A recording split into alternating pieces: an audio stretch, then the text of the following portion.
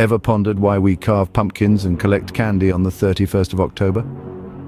The tale of Halloween begins over 2,000 years ago with the ancient Celts, a civilization that once spread across Europe. They celebrated their new year on November 1st, marking the end of summer and harvest and the beginning of the dark, cold winter, a time of year often associated with human death. On the eve of their new year, they celebrated Samhain, when it was believed that the veils between the living and the dead were at their thinnest. Bonfires were lit and costumes donned, not for fun or festivity, but as a means to ward off the spirits that were believed to roam the earth. This night of Samhain, filled with bonfires, ghostly apparitions and protective rituals, is the origin of our modern Halloween.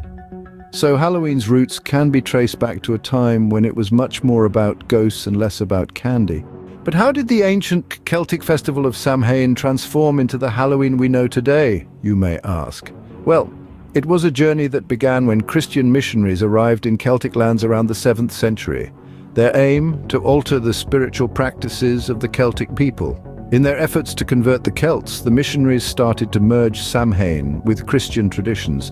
This led to the creation of All Hallows' Eve, which fell on the night before All Hallows' Day, a time dedicated to honoring saints and martyrs of the faith. This is where the term Halloween originates, a contraction of All Hallows' Evening.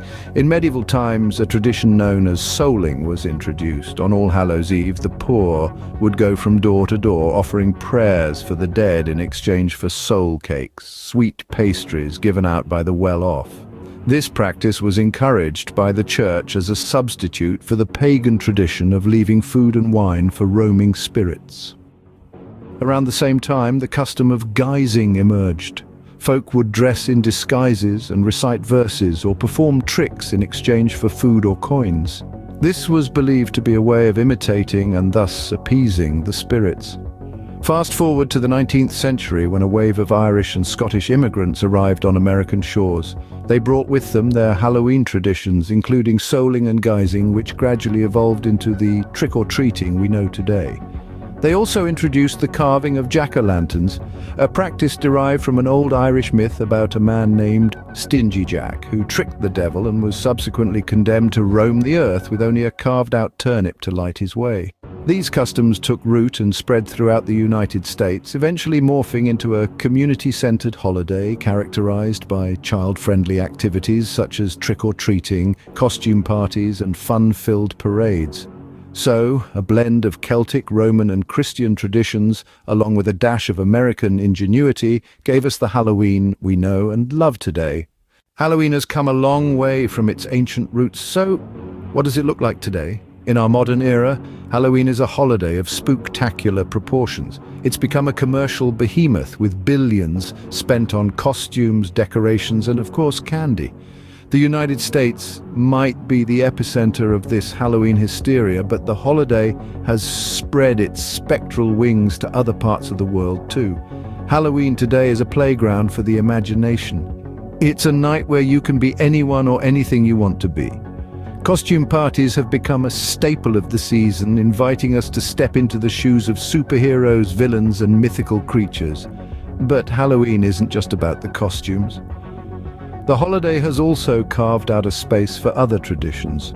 Haunted houses send shivers down our spines, while pumpkin carving turns ordinary gourds into jack-o'-lantern masterpieces. Halloween today is a celebration of creativity, community, and yes, candy. So, what have we learned about Halloween? Well, we've journeyed from the misty hills of ancient Celtic lands where Halloween began as a pagan festival marking the end of the harvest season and the beginning of winter.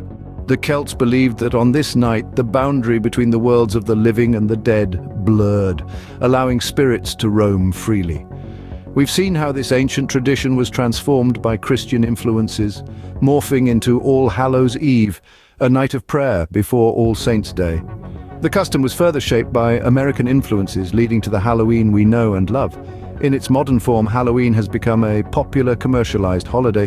It's a night of costumes, candy, and jack-o'-lanterns, but it's also a night that carries echoes of ancient beliefs and practices, a night when perhaps the boundary between the everyday and the extraordinary becomes just a little bit thinner. Next time you're carving a pumpkin or choosing a costume, remember the rich and varied history that's led to the Halloween we celebrate today. Be sure to hit that subscribe button and leave a comment saying you subscribed, and we'll do our best to scare you with great content.